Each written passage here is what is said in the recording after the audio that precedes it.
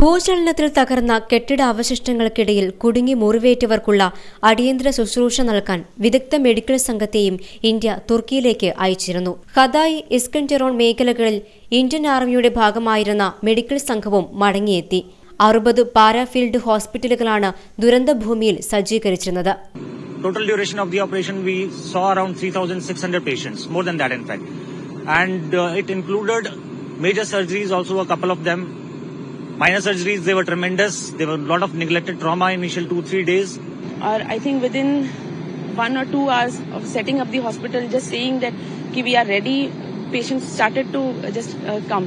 So like there was no stopping after that. And after almost completing 10 to 11 days there, we have seen almost 3,600 patients, and especially with the help of all the seniors and all the volunteers that were there at that time. ചെറിയ സർജറികൾക്കുള്ള സജ്ജീകരണങ്ങൾ വരെ field ഹോസ്പിറ്റലുകളിൽ ഉണ്ടായിരുന്നു. വിവിധ ആരോഗ്യ വിഭാഗങ്ങളിലെ വിദഗ്ധർ ഉൾപ്പെടുന്നതായിരുന്നു സംഘം. മരുന്നുകൾക്ക് പുറമെ സ്ലീപ്പിംഗ് മാറ്റുകൾ, വൈദ്യുതി ഉൽപ്പാദിപ്പിക്കുന്ന ഉപകരണങ്ങൾ, സോളാർ ലാമ്പുകൾ, ടാർപോളിനുകൾ, പുതപ്പുകൾ തുടങ്ങിയവയും വിതരണം ചെയ്തിരുന്നു. Till the very last moment when we entered to the airport, and in spite of not having slept for 2-3 days, they didn't go.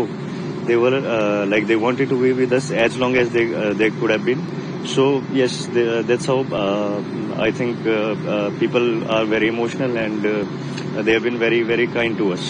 ഭൂചലനമുണ്ടായി തൊട്ടടുത്ത ദിവസം തന്നെ തുർക്കിയിലേക്കും സിറിയയിലേക്കും ഇന്ത്യൻ സൈന്യവും മെഡിക്കൽ ടീമും എത്തിയിരുന്നു. ഇന്ത്യയ്ക്ക് ഇരു രാജ്യങ്ങളും നന്ദി അറിയിക്കുകയും ചെയ്തിരുന്നു.